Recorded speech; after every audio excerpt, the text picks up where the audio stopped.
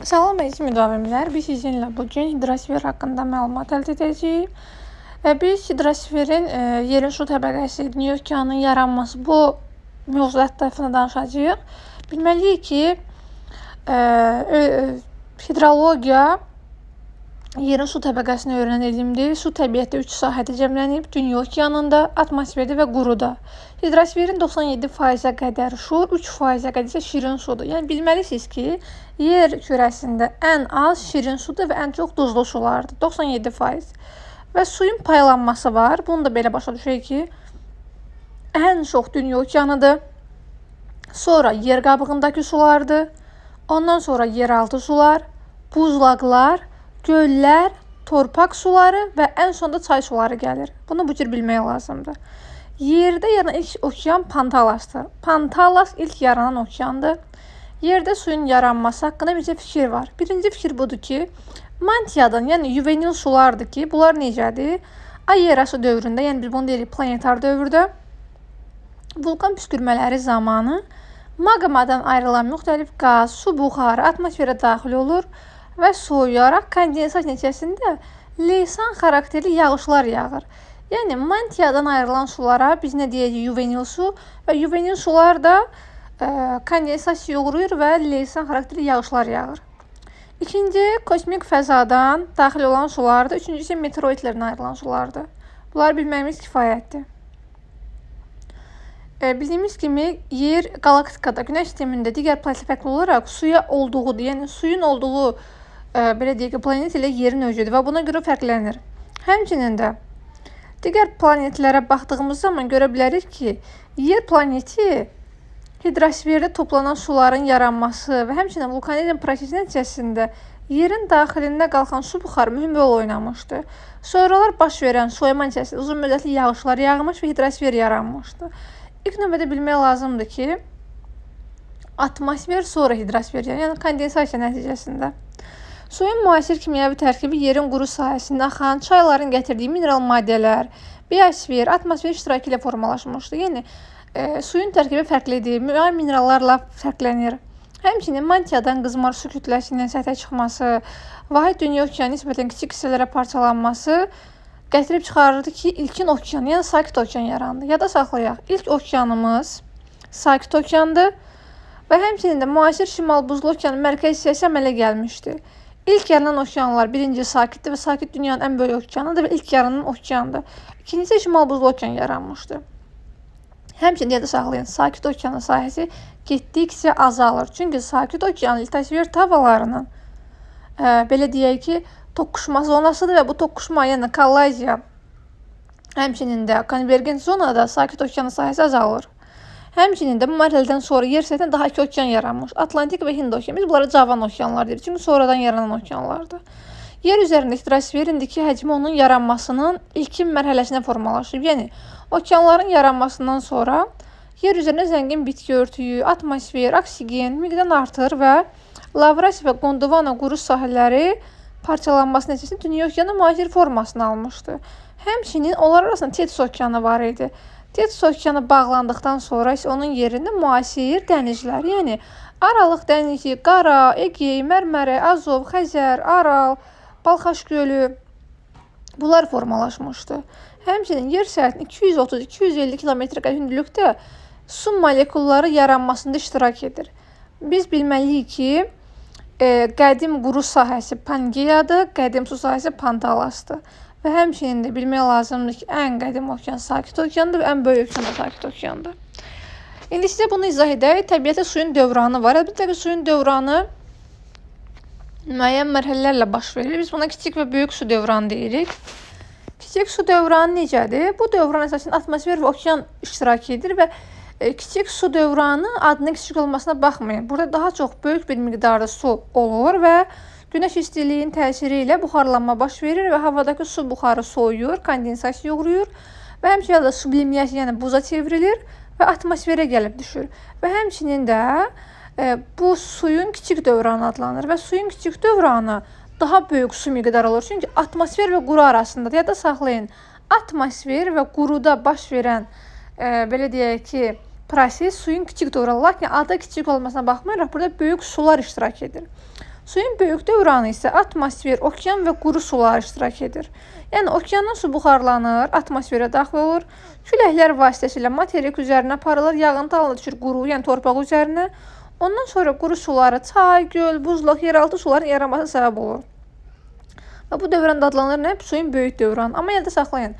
Suyun böyük dövranında bu qədər su sərf olunmur. Əsasən suyun kiçik dövranında. Çünki suyun kiçik dövranı atmosfer və hidrosfer arasındadır. Yəni okean və atmosfer arasında baş verir. Bilirəm, başa düşürsünüz bunu. Bir də suyun dövr etməsində belə deyək ki, müəyyən mərhələlər var. Məsələn, su atmosferdə, çayda, göldə, dənizdə, buzlaqda, yerin altında, okeanda təzələnmə prosesi baş verir. Ən tez atmosferdə, yəni yağış halında 8 günə təzələnir. Çaylarda 16 gündür, axarlı göllər 17 ildir, axarsız göl 350, buzlaqlar 15 min il, ən çox isə yeraltı sudur. 250 min ildən bir təzələnir. Yəni yada saxlayın ki, su təzələnir, lakin ən vaxt aparır yeraltı su, ən tez isə yağış, yəni atmosfer sularında baş verir bu proses. Biz bildiyimiz kimi, biz atmosferi öyrəndiyimiz zaman onların xüsusiyyətlərini bilirik. İndi hidrosferi öyrəndiyimiz onun da xüsusiyyətlərini bilmək lazımdır. Burada nə var əsas? Hidrosfer öyrənilməsi 19-cu əsrə qədər okean və dənizlərin sahillərində yaşayan insanlar tərəfindən onun dibi maraqlıdır və onlar fikirləşirdi ki, relyef hamardır. Lakin okean səthi, okeanın altı hamar deyil. Orada müəyyən nahamarlıqlar var. Bunları bilmək üçün də onlar bir çox qurğular kəşf ediblər. Elə bunlardan biri də lot adlanırdı. Və qədimdə insanlar bu coğrafi kəşflər dövründə okeanın dərinliyini bilmək üçün ucuna yük bağlamış bir kəndirdən istifadə edilir. Biz lot deyirik. Lakin vaxt keçdikcə artıq 19-cu əsrə gəldiyimiz zaman okeanların xüsusiyyətləri, onların fərqliliyi öyrənmək üçün exolot kəşf olunur. Və exolot nədir? Okean dibinə göndərilən səs dalğasıdır və bu səs dalğası 1500 metr saniyə sürətlə hərəkət edir və geri qayıdır. Həmçinin İngiltərənin Challenger gəmisi də okeanografiya ekspedisiyası zamanı bir çox məlumatlar əldə etmişdi və okean dibinin dərinliyi 500 metrə çox olan çökəkliklərin, dağların sırada olduğunu, yəni yada saxlayın ki, okeanın dibi eyni dünyadakı kimidir. Yəni dağlar, düzənliklər, hər şey var. Yəni okean dibi səthi deyil. Onun daxilində biz dağ zirvələrində görə bilərik, vulkanik dağlar da ola bilər. Okean dibi nahamarlıqlarla çoxdur. Həmçinin gəmilərdə okeanlara avtomatik təyin olunan sonar cihazlar da göndərilir. Biz bunlara batisfer, batiskaf deyirik. Batiskaf okeanın dərin qatlarını öyrənmək üçün avtomatik idarə olunan qurğudur. Fransız okeanoloqu Javi Cousteau və Gagnon tərəfindən öyrənmək üçün akvalankda hazırlanıb. Həmçinin Marian çökəkliyini Rusların Vityaz gəmisi 1957-ci ildə öyrənibdi. 1960-cı ildə isə batiskaf Jacques Picard tərəfindən İsveçrəli alim tərəfindən də hazırlanıbdı. Həmçinin fiziki xəritələrin kənarında yüksəklik və dərinlik şkalası verilir. Bu şkala əsasən biz o qurunun hündürlük və ya su hövzəsinin dərinliyini göstərə bilərik. Bir də yadda saxlayın ki, səs dalğasını biz bilmək istəyiriksə, məsəl üçün deyək, okean dibinə göndərilən səs dalğası əgər 10 saniyədən sonra qəbul edilirsə, oranın dərinliyini necə bilə bilərik? Mütləq şəkildə bilmək lazımdır ki, okeanın dərinliyinə səs dalğası 1500 metr qət edir. Əgər səs dalğası 10 saniyədən bir qəbul edirsə, biz nə etməliyik? Onu vurmalıyıq 1500-ə bölməliyik ki, bu bizim düsturumuz. Ya da saxlayın bunu. Əgər ki, bizdən soruşur ki, suyun dərinliyi nə qədərdir? Biz bilməliyik ki, əgər bu 10 saniyə qəbul edirsə, onu vuracağıq 1500-ə böləcəyik 2-yə. Ona nə alınırsa, cavabımız o olacaq. Yəni, çox sadədir. Biz bilməliyik ki, 1500 saniyəyə səs dalğası gedib qayıdırsa, dərinliyi tapanda verilən səs siqnalını 1500-ə vururuq, 2-yə bölürük. Bu çox sadə bir məsələdir. Yəni, burada bir çətinlik yoxdur. Okean suyunun temperaturu xüsusiyyətləri var. Suyun fiziki kimyəvi xüsusiyyətlərinin onun temperaturu, duzluluğu, şəffaflığı, səs dalğalarının suda yayılması aiddir. Yəni, bu nədir? Suyun xüsusiyyətləridir. Suyun temperaturu enlikdən asılı dəyişir. Məsəl üçün, biz deyirik ki, ekvatorial enlik, tropik enlik, qütb enlik. Əlbəttə ki, bilmək lazımdır ki, okean suyunun temperaturuna təsir edir nələr? Okean cəryanları, daxili küləklər, suyun dərinliyi, fəsillər, bunlar hər biri təsir edir. 5-10 şimal enliyində arasında okeanlar az sahə tutur və sular çox qızır. Burada okean suyunun orta illik temperaturu 27-28 Selsi olur. Tropik enliklərə günəş işığı çox düşsə də onun əsas buxarlanmağa sərf olunur. Ona görə də ekvatorun şimala və cənuba da okean suyunun orta illik temperaturu azalır. Yəni, ən isti enliklər ekvatorial enliklər olacaqdır. Ekvatordan yuxarı qalxdıqca azalmağa başlayacaq. Belə daha rahat desəm sizə, ekvatorial enliklər ən isti enliklərdir, yəni temperatur burada çox yüksək olacaqdır. Amma qütblər ən soyuq enliklər olacaqdır. Suyun duzluluğu artdıqca onun donması da aşağı düşür. Yəni əgər bir ərazi duzludursa, ora donmayacaqdır. Ona görə də biz deyirik ki, qütbə yaxın ərazilər duzluluq az olur. Ona görə ora tez donur. Lakin ekvator, tropik enliklərdə isə duzluluq çoxdur və ona görə bura gec donur. Bunu başa düşdüyümü edirəm ki. Və həmçinin də qütblərdə -1-2 Selsi temperaturda okean suyu donur. Suyun 20 metr dərinliyinə qədər temperatur eyni olur. Yəni 20 metrə qədər biz eyni temperatur görəcəyik. Həmçinin suyun qarışması nəticəsində də onun aşağı hissələri qızır. İl ərzində okeanın 1000 metrə hissəsi, üst hissəsi qızır. Okeanın dərinliyinə doğru isə temperatur aşağı düşür. 1000-2000 metrdə artıq okean suyunun temperaturu 2-3 Selsi aşağı düşür. Və bu çox rahat bir mövzudur. Ona görə bunu çox üstünə qalmırıq. Bunu daha bilmək üçün bilməlisiniz ki, okeanın temperaturu suyunu aşağı düşdükcə azalmağa başlayacaqdır. Sakit okean ekvatorial və tropik enliklərə geniş sahə tutur. Ən böyük okeanımızdır. Ən isti okeandır. Suyun orta temperaturu 19 Selsidir. İkinci isti okeanımız Hind okeanıdır. Ekvatora yaxındır. Lakin o ərazilər, ekvatorial yaxın ərazilər kiçik sahə tutur. Şimaldan gələn küləklərin qarşısını dağlar kəsir. Buna biz Himalay dağları deyirik. Okean suyunun temperaturu 17 Selsidir. Atlantik okean ekvatorial və tropik enliklərdə ensiz olduğuna görə az qızır və okeanın şimal və cənubundan soyuq cəryanlar keçir. Digər okeanlarla su mübadiləsi intensivdir. Ona görə onun suyun temperaturu aşağıdır və o 16-15 Selsi təşkil edir. Şimal buzlu okean isə ən aşağı temperatura malikdir, 0,9 Selsidir. Çünki səbəb odur ki, şimal buzlu okean qütbə yaxındır və soyuq okeandır. Okeanların suyunun mineral tərkibinə baxsaq, duzluluğunu görəcəyik ki, fərqlənir. Və duzluluğu biz promillə ölçürük və xəritələrdə görə bilərik ki, duzluluğu birləşdirən izoqalindir. Yəni 2 eyni nöqtəyə birləşən nə olacaq? İzoqalinlər. Okeanlarda həll olunmuş elementlərin 80% duzlar təşkil edir. Ən çox da biz bunun maqnezium duzunu görə bilərik. Həmçinin natrium xlorid, maqnezium. Maqnezium özdə duzluluq acı verir, acılıq qatır suya. Dünya okeanında orta duzluq 35 promildir. Yəni 1 litr okean suyunda 35 qram duz olur. Biz bunu bilmək lazım ki, vahid bir rəqəmdir bu. 1 litrdə nə var? 35 qram duz olacaqdır. Okean suyunun duzluluğuna yağıntı, buxarlanma, çay və buzlaq suları, okean cəryanları, küləklər çox təsir edir. Həmçinin də ərazidə buxarlanma çoxdursa, duzluluq çoxdur. Yəni ərazi nə qədər buxarlanırsa, duzluluq o qədər çox qalacaq. Sadə bir misal çəkim sizə. Fikirləşin ki, çaynik qaynayır və çaynikin dibi ərklə örtülür. Baxın, bu dəniz də bu cürdür. Yəni nə qədər qaynasa o qədər duzluluq çox olacaqdır. Və həmçinin də ən isti okean cəryanları da duzluluğu çoxalır. Ya da saxlayın, isti okean cəryanı duzluluğu çoxaldar. Soyuq okean cəryanı isə duzluluğu azaldacaqdır. Ekvatorial enliklərdə duzluluq 34-35 promil olmağına baxmayaraq, ən duzlu isə tropik enliklərdir. 36-37, çünki tropiklərdə nə baş verir? Buxarlanma daha çox olur. Mülayim və qütblərdə isə 32 promildir. Və bir də daxili dənizlərdə çay suları buxarlanma nisbətində asılı olaraq dəyişir. Məsələn, Marmara dənizini bilirsiniz, Türkiyədə yerləşir, 25 promildir. Qara dəniz 18, bunlar vacibdir. Mən dediklərimi əzbər yazın və yadda saxlayın. Qara dəniz 18-dir, yadda saxlayın. Qara dəniz Gürcüstan sahilləridir. Mərmərdən yuxarı olduğu üçün orada daha azdır. Azov dəniz 12 promildir, Baltik 11 promildir. Bu cürdür. Qırmızı dəniz isə ən duzlu dəniz və 42 promildir. Bunlar yadda qalacaq şəkillər, ona görə rahatdır. Bunlar başa düşəcəksiniz, elə bilirəm ki. Su səthinin duzluluğu 36 promildirsə, o 2000 metr dərinlikdə 34-35-ə düşəcək. Səbəb nədir? Çünki duzluluq dərinliyə doğru azalacaqdır. Atlantik okean isə ensiz olduğuna görə və buxarlanma çox olduğuna görə, yağıntı isə okeana yox, daha çox materikə düşdüyünə görə çox duzlu olur və bu okeanın duzluluğu yüksəkdir. Buna görə biz deyirik ki, Atlantik okean duzlu okeandır. Həmçinin də Xəzərin orta duzluluğu 12-13 promilə yaxındır, yəni Xəzər dənizinin. Okean suyunda şəffaflıq olmalıdır. Şəffaflıq 30 sm olan gümüşü rəngli lövhədən ibarətdir. Baxın, bu imtahana düşə biləcək bir sualdır. Şəffaflıq nədir? Yenə təkrar edirəm. Diametri 30 sm olan gümüşü rəngli lövhələr nədir? Bizə xatırlayacaq şəffaflığı. Sakit okeanın tropik və subtropik enliklərində şəffaflıq daha yüksəkdir. Necə başa düşəcəyik bunu? Sakit okeanın tropik və subtropik enliklərində baş verir, şəffaflıq yüksək olacaqdır. Çox səhəli, çox rahat bir mövzudur. Ona görə də Bunu bilmək daha rahat olacaq sizin üçün.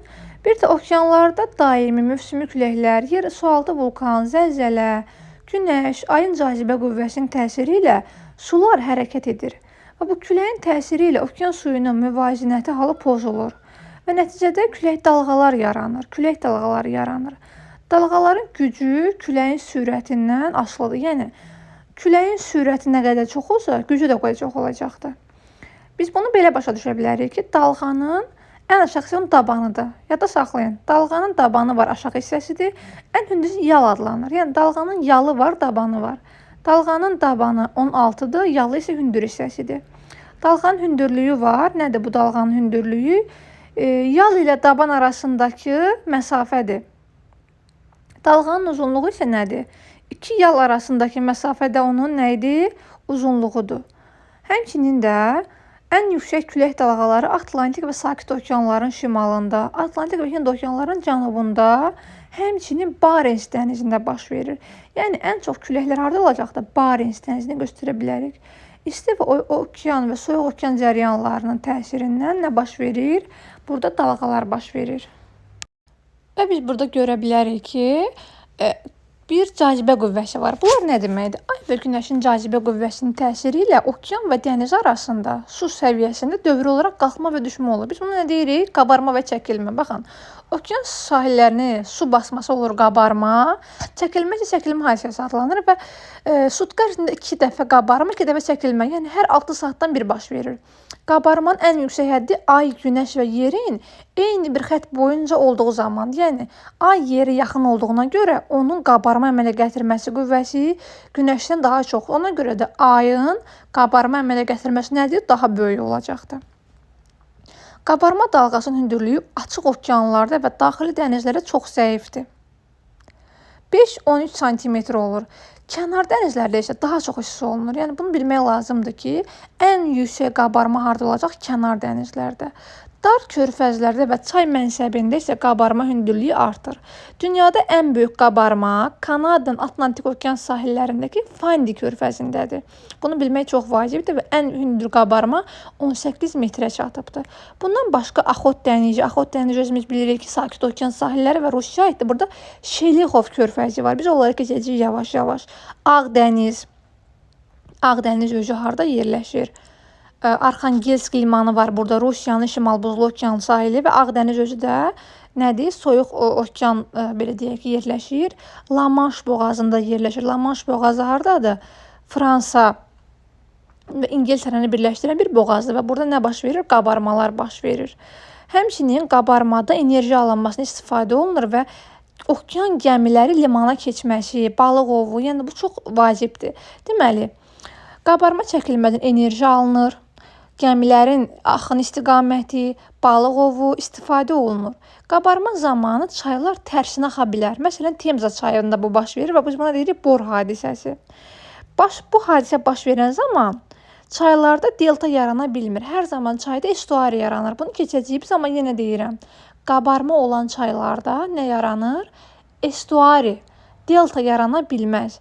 Amazon çayında baş verən bor hadisi, yəni bor nə demək? Çayın geri qayıtması. Mənbəyə doğru 330 kilometr geri qayıtmışdı. Bu nəyə görədir? Qabarma prosesinə görədir. Həmçinin biz deyirik, yerin altında da vulkanlar var, suyun altında da. Bu sualtı vulkan püskürməsi, zəlzələ zamanı tsunami yaranır. Bu zaman dalğalar zəlzələ mərkəzindən, episentrdən ətrafa doğru 400, 800, 900 km sürətlə yayılır və açıq okeanda hündürlüyü 2-3 metr arasında məsafə 100-200 kilometrə qədər sahilə dalğalar gəlir və dalğaların sürəti azalır, amma hündürlüyü artır və böyük dağıntı əmələ gətirir. Ən çox da baş verir Sakit okean, İndoneziya sahilləri, həmçinin Cənubi Amerikada Çili, Benqal körfəzi, Yaponiyada nə baş verir? Güclü tsunami hadisəsi baş verir. Tsunami nədir? Yeraltı vulkan və zəlzələlərin fəaliyyəti ilə dalğaların hərəkətidir və böyük ciddi zərər vurur. Ən axırıncı dəfə, bəlkə yadınızda qalar, Yaponiyada baş verib tsunami və böyük bir təhlükə yaradıb o ölkə üçün. Okean və dənizlərdə biz keçmişik daimi küləklər. Biz bilirik ki, daimi küləklər nədir? Passatlar, qərb və Qütb küləkləri. Bunlar üfüqi istiqamətdə yer dəyişməsi okean cəryanları yaradır. Yada saxlayın. Daimi küləklərin hər biri okean cəryanı yaradır və bu nədir? Krolis qüvvəsi yaradır. Krolis qüvvəsinin təsiri ilə cəryanlar şimal yarımkürəsində sağa, cənubda isə sola meyl edirlər. Yəni bu bütün küləklərə aiddir, daimi küləklərin hər birinə aiddir bu şimal-cənub söhbətində. Həmçinin cəryanlar suyun temperaturuna, onların duzluluğuna çox böyük təsir edir. İsti cəryanlar temperaturu artırır və duzluluğu da artırır. İsti cəryanlar qırmızı rənglə işarə olunur. İsti cəryan keçən ərazi rütubətli olur, yağıntı gətirir, temperatur yüksək olur, buxarlanma yaradır, bulut yaradır. İsti cəryanlara biz deyə bilərik Braziliya cəryanı, Kuroşiyo cəryanı, İynəburnu cəryanı, Golf Stream cəryanı, Şərqi Avstraliya, Passat cəryanlarını. Bunlar nədir? Bunlar bizim üçün isti cəryanlardır. Atlantik cəryanı. Soyuq cəryanlar isə duzluluğu azaldır, lakin neynir? Temperaturu azaldır. Ərazinin iqliminə təsir edir, səhra yarada bilər, yağıntı verməz. Soyuq cəryan keçən yerdə səhra yaranır. Məsəl üçün, Peru, Bengel cəryanları soyuq cəryanlardır. Qərbi Avstraliya cəryanı, qərb küləkləri cəryanı, Kanar cəryanı, Kuril cəryanı, Kaliforniya cəryanı, Somali cəryanı, həmçinin yada saxlayın. Somali cəryanı analoqu olmayan cəryandır. Somali cəryanı həm Afrika, həm də Ərəbistan, yəni Asiya qitəsinə təsir edir. Və cəryanları biz oxuduğumuz zaman mən verdiyim sxemlərdə, kitablarda hər birinin yerinə baxırsınız, istiqamətinə baxırsınız və hansı okeana təsir etməsi də vacibdir. Və cəryanları keçdiyimiz zaman mütləq şəkildə bilmək lazımdır ki, cəryanların rəngləri isti qırmızıdır, mavi rəng olan soyuq cəryanlardır. Tropik enliklərdə, materiklərin şərq sahillərində isti, qərb sahili soyuq cəryan keçir. Çox sadədir bu. Yəni, tropik enliyə baxırıq və görürük. Materikin şərqidirsə olacaq isti cəryan, qərbidirsə olacaq soyuq cəryan. Daha bir qəşəng bir koddur sizin üçün də bu, yada da saxlayarsınız, ümid edirəm. Dünya okeanının həmçinin də təbii ehtiyatları var. Bunlar nədir? Biz bilməliyik ki, dünya okeanı müxtəlif ehtiyatlarla zəngindir və onlar tükənməkdə olan təbii sərvətlərdir. Bunlar nədir? Şirin dənizin suyu. Bunlar şirinləşdirilə bilər. İstifadə oluna bilər kimyəvi istehsalı üçün. Neft təbii qaz hasilatı olur, mineral resursları var. Çünki dənizdən də, okeandan da neft çıxarıla bilər. Bəlkə faydalı qazıntılar çıxarıla bilər. Təkcə faydalı qazıntı qurudan yox, elə okeanın altından çıxarıla bilər. Yada saxlayın, Namibiya ölkəsinin sahillərindən, yəni dəniz altından almaz çıxarılır. Energetika, yəni qabarma alına bilər. Okean cəryanları alına bilər. Dəniz dalğalarından enerji alına bilər. Və bir də nədir? Bioloji resurs. Bunlar heyvan, bitki. Çünki insanların qida rasionunda balıqlar, yosun, bunlar bir çox belə deyək ki, region üzrə fərqlənir və insanların qida rejimində dəniz canlıları önəm təşkil edir. Dünya okeanının suyu çox önəmlidir. Çünki o şirinləşdirilir və ondan təsərrüfat üçün, yada saxlayın, bu şirinləşmiş su ancaq təsərrüfatda, sənayedə istifadə edilir, içməli sular deyil. Su şirinləşdirilməsinə görə Səudiyyə Ərəbistan, ABŞ, Ərəb Əmirlikləri, Çin, İspaniya, Kuveyt və Qətər, bunlar çox önəmli dərəcədə suyu şirinləşdirirlər və bu su nə üçündür? Maşın qayırma, elektrik stansiyaları, məişətdə istifadə olunur, lakin qəti şəkildə içməli su deyil bunlar. Dünya okeanında yaxşı xam mal var, bu nədir? Məsəl üçün, Şimal dənizi, İran körfəzi, Meksika körfəzi, Kaliforniya sahilləri, Xəzər dənizi sahillərinə neft qaz çıxarılır. Həmçinin də Havay adalarında, Böyük Britaniyada, Yaponiya, Çində daş kömür mədənləri var. Namibiyada almaz çıxarılır, Baltikyan sahillərində kəhraba, Avstraliya sahillərindən qızıl çıxarılır. Qalay hardan çıxarılacaq? Cənubi Şərqi Asiyanın sahilləri, İndoneziya, Tayland, Malayziya sahillərindən qalay çıxarılacaqdır. Həmçinin də enerji mənbəyi kimi açıq dənizlərdə, kənar dənizlərdən Fransa, Kanada, Britaniya, Avstraliya, Argentina nə edir? Elektrik enerjiləri, qabarma enerjiləri istifadə olunur. Bir də yadda saxlayın ki, dünya okeanında Sakit okean bioloji resurslarda çox böyük rol oynayır. Yosun, heyvanlar, yəni balıq məməliləri, bunlar çox böyük önəm daşıyır və Trawler gəmilərlə, balıq ovu üçün istifadə olunan gəmilərə biz deyirik trawler gəmilər və onlarla bu canlılar yaxalanır. Həmçinin də dəniz fermaları hazırlanır. ABŞ, Fransa, Yaponiya, Niderlandda. Və bir də biz marikultur təsərrüfatı deyə bilərik. Marikultur nədir? Dəniz canlıları üçün yaradılmış bir təsərrüfatdır. Həmçinin dəniz nəqliyyatı var. Dəniz nəqliyyatı çox böyük bir nəqliyyatdır. Çünki qitələr arasında, okean arasında nəqliyyat çox vacibdir. Çünki bu gəmilər vasitəsilə böyük tankerlərlə bir çox ticarət əlaqələri qurulur. Dünya okeanı bildiyimiz kimi 361 kvadrat kilometri sudur və bu suyun 71% yer kürəsindədir. Dünya okeanı 4 hissədən ibarətdir. Ən böyük okeanımız Sakit okeandır. 4 yarımkürədə yerləşir. Həmçinin Sakit okean özü yük dövriyyəsində də çox böyükdür və burada ən dərin çökəklik Marian çökəkliyidir. 11-22 kilometrdir. 4 qitədə yerləşir, 5 materikdə yerləşir Sakit okean və bir də nədir Sakit okean? Sahəsi kiçilən okeandır. Keçək Atlantik okeana. İkinci böyük okeanımızdır. 5 materik və 5 qitədə yerləşir. Ən dərin yeri Porto Rico çökəkliyidir. Yük dövriyyəsində əsas yer tutur Hind okean. Üçüncü okeanımızdır. 4 materik və 4 qitədə yerləşir. Ekvator xətti onu şimaldan kəsir. Ən dərin yeri Zond çökəkliyidir. Şimal buzlu ən kiçik okeandır. Şelf çoxdur burada. Neft çıxarılır bunun şelfində. Qütbə yaxın yerləşmiş ən soyuq okeandır. Ən dərin yeri isə Qrilandiya dənizidir.